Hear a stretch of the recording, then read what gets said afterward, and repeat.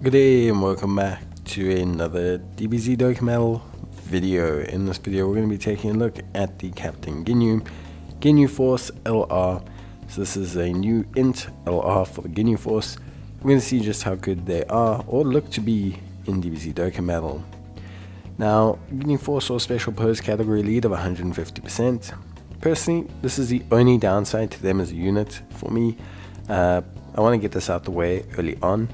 But I think for specific units like this Ginyu, although they are a yellow coin LR, giving them a 200% lead was kind of needed, because I think they only really elevate the team if there's two of them involved. I mean, they obviously elevate the team if one of them is involved, but having two of them is very conducive to having an incredibly strong team, and I just think it's important.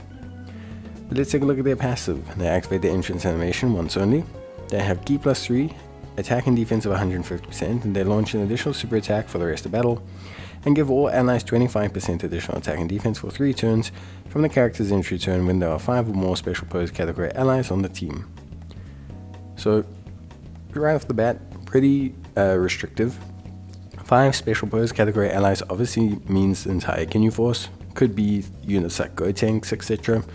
But generally speaking, special pose, quite a small, quite a weak category. Then they have Ki +2, attack and defense of 150%.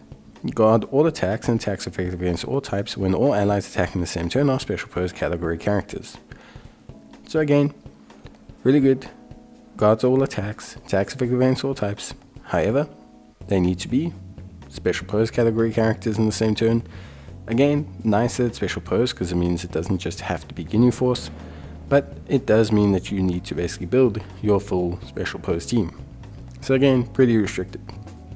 Then, damage reduction received, or reduces damage received by 7% before attack, and chance of performing a critical hit plus 7% when attacking per special pose category ally on the team. This is pretty straightforward, obviously tying again to building your team that way. And then special pose category allies attack and defense of 25% for 2 turns, with an int or rainbow key sphere obtained, and then an additional attack and defense of 50% within the same turn with a type key sphere obtained, int excluded. So, very interesting. You can either go for like a 2-turn buff with a rainbow key sphere and any other type of key sphere, or you can just go for a 1-turn buff with an int key sphere. So, your best situation from what I see here would be to get like a strength, AGL, tech, or physical orb with a rainbow orb. All in all, really good. I mean, still really excellent as a unit. Lots of on-turn buffs. Lots of ally buffs for the first 3 turns, lots of ally buffs for the consequential turns depending on what orbs you get, guarding all attacks, attacks effective against all types, damage reduction, and also the ability to do crits and attacks effective against all types. So a unit with a ton baked in, just very restricted. But on their team, amazing. Gentlemen, respect, Ginyu Force, loyalty, signature pose, fierce battle, and legendary power are their link sets, and they're going to link up great with other Ginyu Force / Ginyu units. They have an active skill which can be activated when all allies are Ginyu Force characters, starting from the 3rd turn from the character's entry turn, or when all allies are special pose category characters starting from the 5th turn.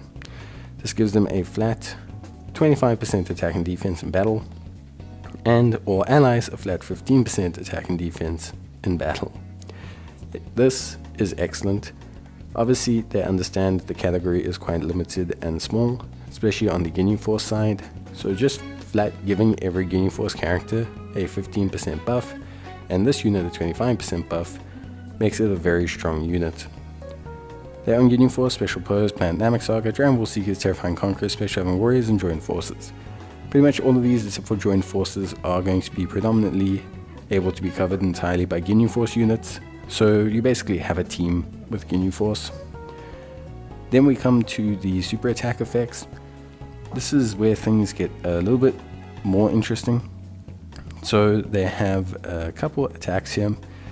So we have the 12 key, which, basically, then we have the 18 key, or the 15 key, and then we have an 18 key as well. So we have some very interesting attacks here.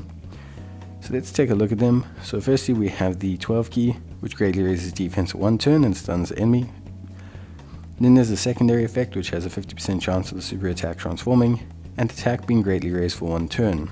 Power will increase more if the attack reaches level 20. So pretty interesting, nothing too wild, but very, very interesting for the attack to just transform and do more damage. Kind of similar to like a lot of Gotenks abilities, or the LR Goten and Trunks unit.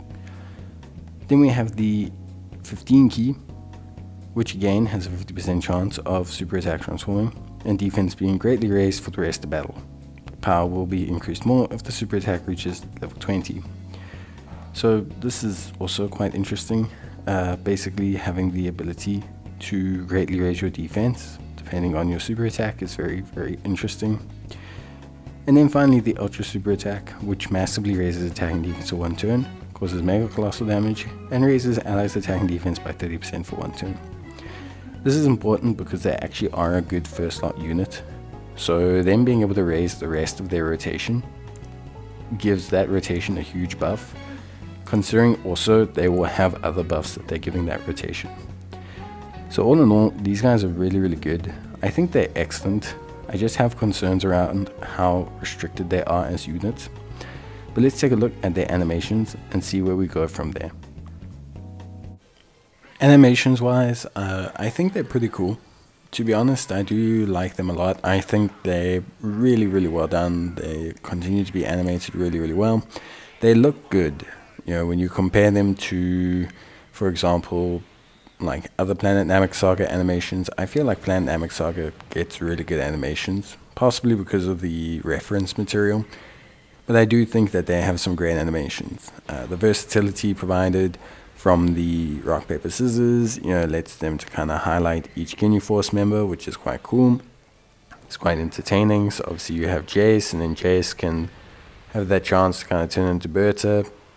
Ilgilda has that chance to turn into Raccoon. So it's all pretty cool. There are simple animations. I mean, they're not like the craziest substitution animations, but it does at least highlight each Ginyu Force member. And then you get the really cool active skill, which I think looks great as well. So for me personally, I think overall they're great animations. And yeah, I do really like them. Like, I do think they're great. I think they look awesome. And I think for me, ultimately, I think they've done really well. Great reference material. Great, well done, and I got everything you need. Bye.